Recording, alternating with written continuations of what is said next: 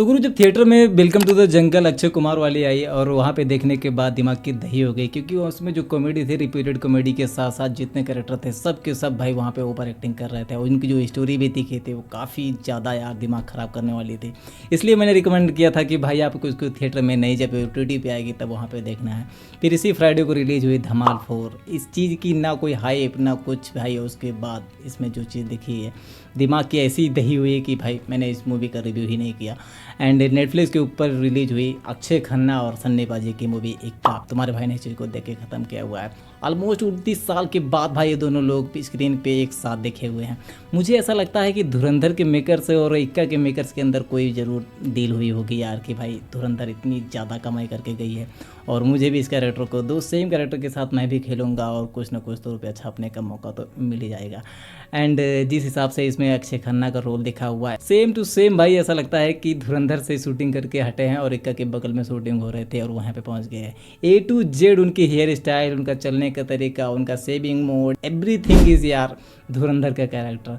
तुम्हारे भाई ने इस चीज़ को भाई नेटफ्लिक्स के ऊपर देखा हुआ है और तुमने अगर देख लिया हुआ है तो मुझे कमेंट करके जरूर बताइएगा कि मेरा ओपिनियन या फिर मेरा फीडबैक जो होता है वो कितना मैच कर रहा है आपसे। इस मूवी की बात करने से पहले एक चीज़ मैं जरूर बताऊंगा कि अगर आप मूवी देखने के लिए बैठ रहे हैं और उसमें कैरेक्टर आपका भाई मन पसंदीदा है और वो कैसी भी एक्टिंग करके दिखा रहा है, मूवी ऑटोमेटिक हिट ही हो जाती है। दिमाग में हिट हो गई तो फिर जान लो अंदर ही हिट हो जाए। कितनी ज़्यादा खराब जाएगी इस चीज़ की तो भाई अलग ही लेवल का मोमेंट होता है। और मैंने इस चीज़ को देख के ख़त्म किया हुआ है। स्टोरी की बात करें तो अक्षय खन्ना जो होते हैं भाई अपने सिटी के सबसे बड़े अमीर बाप की बिगड़ी हुई औलाद होते हैं। मतलब वो बंदा कुछ अलग ही लेवल का काम करता है और स्टार्टिंग जब मूवी शुरू होती है क्लब के अंदर भाई वो लड़की के साथ मस्ती कर रहा होता है, दारू सारू पी रहे होते हैं। उसके बाद वहाँ से निकलते हैं, एक रोड पहुँचते हैं, गाड़ी उनकी खड़ी होती है एंड वहाँ पे एक चाय वाला होता है, चाय बेच रहा होता है। वो सोचता है कि भाई गाड़ी रुकी हुई है, कुछ बड़े लोग हैं, इनके पास चाय लेके जाते हैं।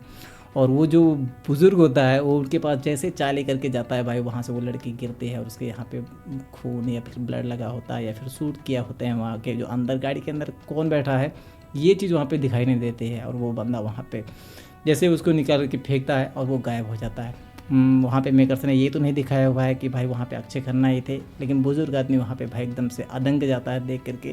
मूवी की स्टार्टिंग इसी चीज़ से होती है, फिर नॉर्मल स्टार्ट होते हैं और सन्नी पाजी की वहाँ पे कैरेक्टर को दिखाया जाता है। सन्नी पाजी के कैरेक्टर को दिखाने के लिए भाई जिस हिसाब से वहाँ पे बिल्ड किया है चीज़ों को, आपने सलमान खान के जो एक्सीडेंट हुआ था वो फुटपाथ के ऊपर गाड़ी चढ़ा दिए थे, कुछ लोगों की मृत्यु हुई थी, वहाँ का भी रेफरेंस वहाँ पे उन्होंने सन्नी पाजी ने दिया हुआ है। तो उन चीज़ों को एज ए कानून के तौर पे ले जा कर के जिस हिसाब से रूल्स रेगुलेशन को समझाया हुआ है, ये एज ए वकील के तौर पे वो काफ़ी ज़्यादा सूटेबल बैठती है। एंड दूसरे स्कैन में हमें दिखाया जाता है उनकी बेटी स्विमिंग पूल में एक कंपटीशन में भाग लिए होते हैं और वो चीज़ जो होती है काफ़ी ज़्यादा वहाँ पे ब्लीडिंग वगैरह हुई होती है। आई मीन वहाँ पे उसकी थोड़ी हेल्थ जो होती है ख़राब होती है इनर टाइप से। एंड वो जब वहाँ पे जाते हैं देखते हैं तो चीज़ें बहुत ज़्यादा डिफ़िकल्ट होते हैं और उसके बाद उनके सामने वही केस आता है। और सन्नी पाजी का एक कॉन्सेप्ट होता है कि वो वही केस हाथ में लेते हैं जो कि भाई एकदम एक तरफा हो और सामने एकदम मुजरिम हो और वो गरीबों का साथ देते हैं। एंड अगर उनके सामने मुजरिम का कोई भी केस आता है तो उसको वो लेते नहीं हैं। एंड सबसे इंपॉर्टेंट भाई सन्नी पाजी अपने सिटी के सबसे बड़े वकील होते हैं और उनका आज तक का रिकॉर्ड है कि भाई कोई भी जो केस है वो हारे नहीं हुए हैं। अब इस केस में सबसे बड़ी भाई वकील को पकड़ा जाता है, सन्नी पाजी वहाँ पे जाते हैं, अक्षय खन्ना के जो बाप होते हैं उनको इन्वाइट करते हैं, उनके घर में जाकर सन्नी पाजी भाई उस चीज़ को मना कर देते हैं। वहाँ का जो लुक दिखा अक्षय खन्ना का काफ़ी ज़्यादा मतलब एक एटीट्यूड वाला है, एक अलग ही लेवल का घमंड बंदे के अंदर होता है। वो चीज़ देखती है तो नेक्स्ट लेवल का मज़ा आता है।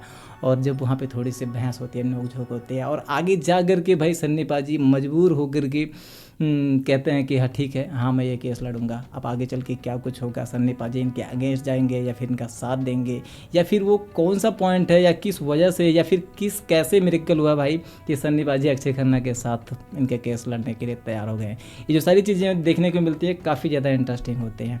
एंड जिस हिसाब से अगर मैं अपना फीडबैक बताऊँ तो जैसा कि मैंने बताया कि अगर आपके सामने दो जो लेजेंड हो जिनकी एक्टिंग परफॉर्मेंस देख करके आप इनर टाइप से भाई आपको इंटरेस्ट फील होता है तो मूवी ऑटोमेटिक ही हिट हो जाती है। एंड जिस हिसाब से सन्नी पाजी कोर्टरूम ड्रामा में चिल्लाते हैं, चीखते हैं, उनका ऑरा है जो बोलता है वो काफ़ी ज़्यादा, अभी तो आपने रील में या फिर इंस्टाग्राम या फेसबुक की रील में ऑटोमेटिकली देखा होगा testosterone is equal to testosterone का जो रील चल रही है काफ़ी ज़्यादा हिट हो रही है भाई, और यहाँ पे वो चीज़ देखते भी है। एक तरफ जिस हिसाब से अक्षय खन्ना एज ए रहमान डकैत का रोल अदा करते हुए भाई वहाँ पे दिखे हुए हैं, एक अलग सा ऑरा चलता है, एक अलग सा घमंड चलता है, और उसके साथ जिस हिसाब से भाई कोर्टरूम ड्रामा में ना चाहते हुए भी इनके केस को किस हिसाब से वो हैंडल करते हैं, वो चीज़ें जो होती हैं नेक्स्ट लेवल की होती हैं। BGM एंड सिनेमेटोग्राफी की बात करें तो सिनेमेटोग्राफी वहाँ पे मुझे ऐसा फील हुआ पर्सनली कि थोड़ा थोड़ा जो बैकग्राउंड में है अधिकतर जो नीले कलर को बहुत ज़्यादा यूज़ किया गया है, एंड क्लियरिटी जो होती है वो ज़्यादा वाइट तरीके से दिख जाती है। और दूसरी तरफ अगर BGM की बात करूँ तो ओके है, कहीं पे आपको कुछ वैसा फील नहीं होता है कि अक्षय कुमार आ रहे हैं कुछ अलग से BGM बज रहा है या फिर सन्नी पाजी, सब कुछ इक्वल टू चलता है उनका म्यूज़िक। एंड क्लाइमैक्स की बात करें तो जिस हिसाब से सन्नी पाजी का इक्का नाम पड़ा हुआ है या फिर लास्ट में जा कर के भाई वो अपना हुक्म का इक्का वहाँ पे डालते हैं, वो चीज़ देखने में काफ़ी ज़्यादा इंटरेस्ट होता है। एंड एक छोटी सी कंप्लेंट भी आपके अंदर रह जाएगी कि यार ये चीज़ थोड़ा सा ब्रेनलेस हो गया, थोड़ा सा और इंटरेस्टिंग बनाते तो काफ़ी ज़्यादा अच्छा होता। एंड निगेटिव की बात करें तो जैसे ही मूवी भाई सेकेंड पार्ट में घुसती है, मूवी का रन टाइम अप्रोक्सीमेटली 2 घंटा 20 मिनट के लगभग है, तो जब सेकेंड पार्ट में घुसती है मूवी तो वहाँ पे थोड़ा सा प्रेडिक्टेबल हो जाता है, आप जो सोच रहे हो वही डेफिनेटली वहाँ पे होता है। एंड सबसे इंपॉर्टेंट चीज़ मूवी जो है शुरू से लेकर के लास्ट, जैसा कि मैंने बताया कि जिस हिसाब से स्टार्टिंग में ही मर्डर का सीन दिखाते हैं उस बुड्ढे के सामने, चाय वाले के सामने, वो जो हुक होता है ना बहुत ही अच्छे तरीके से काम करता है। जैसे ही आप मूवी को स्टार्ट करेंगे आप तुरंत ही वहाँ से कनेक्ट हो जाओगे कि भाई ऐसा कैसे हो गया यार, और ऐसा कैसे हो गया, और डेफिनेटली ऐसा किसने किया है, और वहाँ पे अक्षय खन्ना रियल में है या नहीं है, या अक्षय खन्ना ने उस चीज़ को मर्डर किया भी है कि नहीं किया है। ये जो सारी चीज़ें होती हैं, क्यूरियोसिटी होती है, ये जो थ्रिलर पॉइंट होता है या फिर बहुत ज़्यादा नेक्स्ट लेवल का जाता है, वहाँ पे इंटरेस्ट हो जाता है 100% बरकरार रहता है।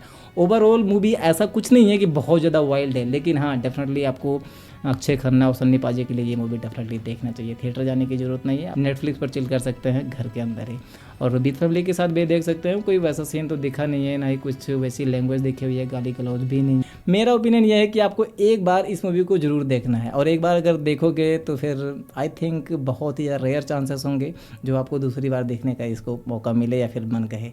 तो ओवरऑल मेरी तरफ से मूवी को 3.5 आउट ऑफ 5 का स्टार। मिलते हैं नेक्स्ट वीडियो में। जाने से पहले भाई की वीडियो पे फर्स्ट टाइम आए हो एक लाइक और सब्सक्राइब जरूर कीजिएगा। मिलते हैं नेक्स्ट वीडियो में, तब तक के लिए बाय बाय, टेक केयर।